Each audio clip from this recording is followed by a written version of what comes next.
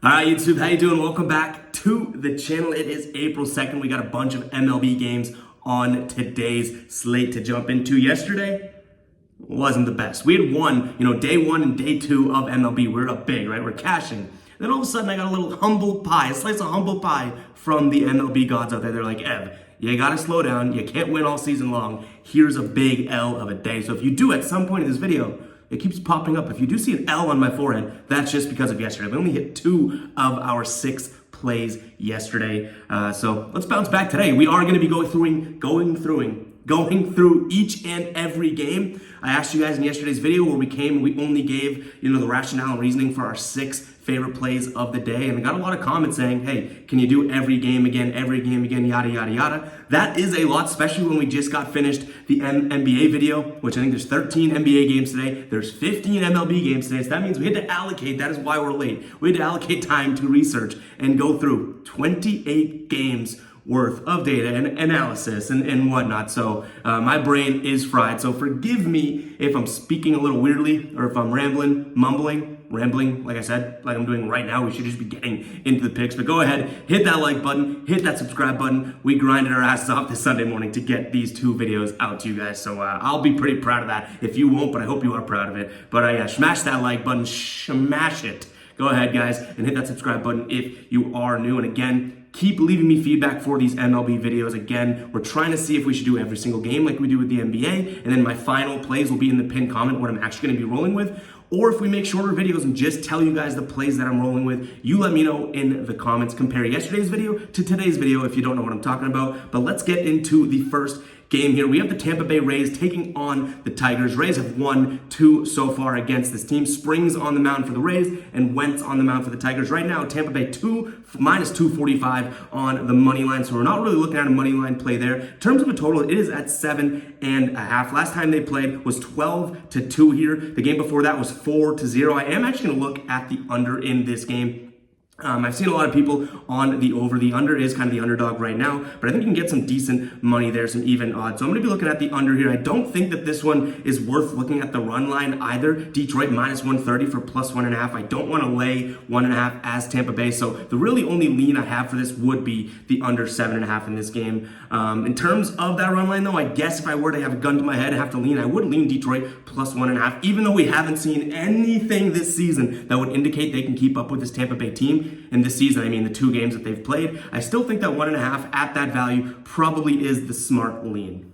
Moving on, we got Washington taking on Atlanta. Washington right now at home, plus 161 on the money line. The total is at 8.5. In game 1 here, Atlanta won 7-2. Game 2, they won 7-1. I don't think there's any reason why people should be concerned with an Atlanta minus 1.5 on the run line. You can get it at minus 115. I do think that there's value there. I do lean that way. Obviously, the money line is probably only a parlay play. It's minus 175 on most sportsbook as of right now. But I don't hate Atlanta minus the 1.5. In terms of the total, 8.5. I think this one stays under that mark. I don't think that we're going to see this Atlanta team score 7 runs again. Now, we only have 2 games of data, and we only have 2 sample size of 2 games here, so they could go out and score 1 million runs, just like we said yesterday. I think I had the Oakland and the Angels game under, right? They had 11 runs. The Angels had 11 runs in the first 2 innings. So, yeah, take whatever I say with a grain of salt. But I do like the under here, even with Atlanta scoring 7 runs here. This game is they've had a total of 8 and a total of 9 in their 2 showings here. So I like the under, and I also like Atlanta minus 1.5.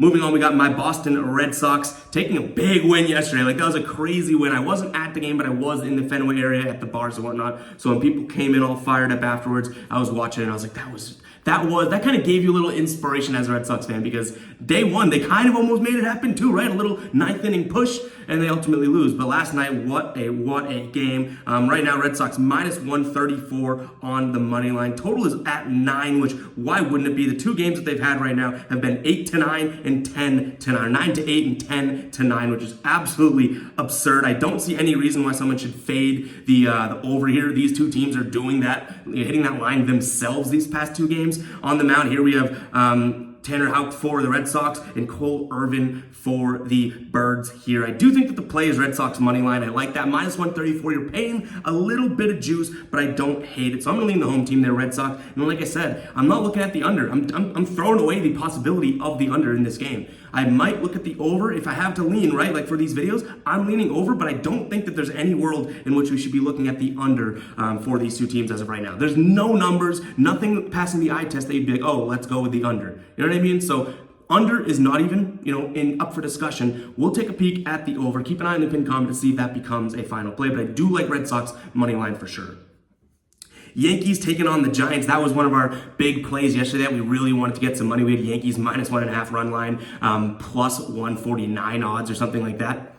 Didn't really go our way. In fact, the Giants covered their opposite run line, -1.5. They won 7-5. I was kind of shocked by that. I thought that this Yankees team was head and shoulders above this Giants team when it comes to talent here. Yankees right now, -139 on the money line, total at 8.5. So far, what we've seen, I do like the over here. If the Giants bats stay where they are, I think this Yankees team is like a 5+ run per game type of a team. So if we see this Giants team at least get their sort of line here, their total for them, team total, I do think this one hits the over. So I like the over 8.5. In terms of my lean on either side here, I actually like San Francisco plus the 1.5. Now, you're not getting great odds, like -160, but I think that's the only play in terms of a side that I do kind of feel comfortable with. All right, Marlins taking on the Mets. Mets -113 on the money line on the road here. Total at 7.5. Game one between these two. Mets won 5-3. Game two, they lost 2-1, and then they won yesterday 6-2. I have a feeling this Mets team comes out a little fiery today. I might be looking at the run line here for some plus money. Right now it is plus 142 for the Mets here. So I'm going to lean Mets. I don't hate the money line either, -113. So I am kind of on board with that. I think they are just slightly better. I know that the Marlins stole that game, but I do think that this Mets team is a little bit better. They've had their absolute woes. Like, they're cursed. Don't get me wrong. I'm not trying to hype up the Mets here. They could be a lot better if guys weren't getting injured or they weren't getting screwed, that type of thing. But I do like the Mets tonight. Money line's probably the safer play, but I don't hate the run line. I might be a psychopath, but that plus 142 average sportsbook line, I do think is some serious value. In terms of a total 7.5, I like the under here as well. Two of the games have gone over. I can acknowledge that, but only by a half a run. Game two was the one that went 2-1. So I think that this one sticks right around, probably like a 3-2 ball game. So I'm looking at the under in that one. Moving on, we got Cincinnati taking on Pittsburgh here. 1-1 so far. These two teams have split. Cincinnati won -130 at home here on the money line. Total at 9. I like the under in this game, even though we have seen a couple, games so far where I think they had 8 runs as a total and then they had 9 runs as a total. But they're yet to break that 9-run mark. So I do like the 9 there in terms of the under. And then in terms of a side, I wanted to take a peek at Pittsburgh run line here, but it's like -190. So it's not really tickling my fancy. If anything, I am on the Pittsburgh side of things, so if anything, I guess I may look at them plus 120 on the money line, but that's going to be a tough, risky bet there. I don't think that either one of these teams are going to be super, super consistent, especially to start the year. So I am going to take a peek at Pittsburgh plus 120 on the money line, but nothing in the run line category interests me.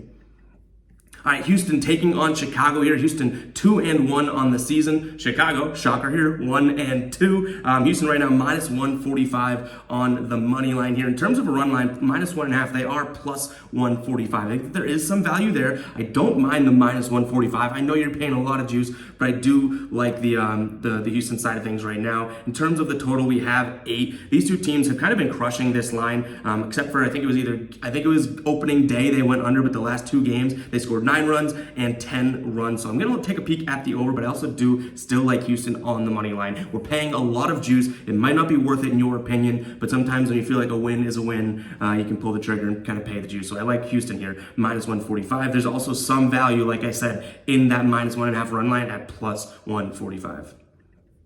Kansas City taking on the Twins here. Kansas City plus 134 at home on the money line. Total is at 9 right now. Minnesota -1.5 is plus money on their run line, plus 105. They won 2-0 last game, 2-0, and then I think opening day they won the exact same score. I don't have that exact in my notes, but I know it was an under. So I'm looking at the under in this game. I don't really understand why it's at 9, to be honest. I know the pitching probably wouldn't line up with the day 1 and day 2. I can understand that. 7.5, but 9 is super high for two teams that their offenses have not looked like they can score a bunch of runs. So I think it was either 3-0 or 2-0, and then last game was 2-0. I'm looking at the under, and I don't mind Kansas City here. I think that you're looking at a huge underdog. No reason why I should be taking that. This Twins team, obviously the better team, but I think plus 134 at home, when you've already seen the team twice, I do think is a good spot here for the Royals. So we'll see if that becomes a final play. Keep an eye on the pinned comment, obviously, but that is going to be my lean. All right, the St. Louis Cardinals hosting the Toronto Blue Jays. We got a red bird taking on a blue bird. What's going to happen? So far, they've split the series 1-1. St. Louis minus 113 on the money line at home here. The run line as of right now is plus 167. The total is 7.5. I don't mind looking at the under here. I know opening day, this is like one of the highest scoring games in the league, but we saw them come back down to earth last game yesterday. 4-1, St. Louis took that win. I don't think that these pitchers, I wouldn't classify them as studs, but I also wouldn't classify them as absolute chumps either. So I think that looking at this total of 7.5 is a good spot. It is moving down, so people are clearly taking the under here. It opened up at 8, so I like the under. And then in terms of the spread, I'm actually going to lean towards the underdog on the road here. Toronto plus 103 on the money line average. Chicago taking on the Brewers here. They've also split 1-1. Chicago favorites now at home, minus 112. The run line is plus 167 for them. There is some value there, but I don't think that it's a safe play whatsoever. They lost 3-1 last game. Opening day, they won 4-0. I do think that they have what it takes to be able to beat this Brewers team. I'm pretty sure, if my memory serves me correct, this Brewers team, everyone was all over them opening day, and then they ended up losing 4-0. We did cash the under there. My lean here is going to be Chicago at home, minus 112 again on the money line. And in terms of a total, it is at 9. Last game, 3-1. The game before that, 4-0. I'm going to look at the under here as well, 9. All right, the Oakland A's taking on the Angels. This is the game that I had the under in last night, and the Angels themselves in like 2 innings, or the second inning maybe, 11 runs. So this guy knows what he's talking about, right? They won 13-1. That being said, this series has already made us money. We had Oakland plus 190 something opening day, and they got the win. So that was a big little boost for us here. Right now, they're plus 134 money line. Total sitting at 7.5. The run line here, Oakland plus 1.5 is minus 132. That is actually the play that I'm leaning at. I wish this was a little bit better of odds here, and you could have gotten it originally on the open at minus 112 on the run line. Now it's looking like it's even more juice, but I am going to lean that direction. Excuse me. Little bubble just went through my throat. Maybe that's a sign. Maybe I should not take this play. Maybe I should fade myself. We're going to go LA Angels minus 1.5. We're going run line Angels. Let's see if that pays out. I don't think it becomes a final play, but when the earth gives you signs, you got to do it. But really, I guess my research would say that I'm leaning Oakland minus 132 on the run line here. I think that these two pitchers, or at least Anderson here, I don't really trust the Angels to be able to keep it. I don't think that he keeps the Angels or the A's here to like 2 runs like we've seen already. So I'm going to lean Oakland here, keeping it a close game. In terms of a total, I'll be completely honest with you guys. I'm perplexed. Like, we've seen a pretty poor offensive game here, and then all of a sudden we saw the Angels absolutely explode. Now that was my worry. If you go back and watch yesterday's video, I was like, I'm taking the under because the A's don't have what it takes to hold their weight in an over-under, right? Well, the Angels did. They had 13 runs yesterday. I am going to lean towards the over here just based on what we saw yesterday. All right, here we go. We got LA, the Dodgers, taking on the Diamondbacks here. Noah Syndergaard on the mound for the Dodgers. Davies on the mound for the Diamondbacks. LA minus 181 on the money line. That's not that great, but plus 108 on the run line at minus 1.5. Obviously, total at 8.5 right now. Last game 10-1. Game before that 2-1. Then game before that 8 or 7-2. It went over. I wish I had that number in here right now. I do think that this is another over type game.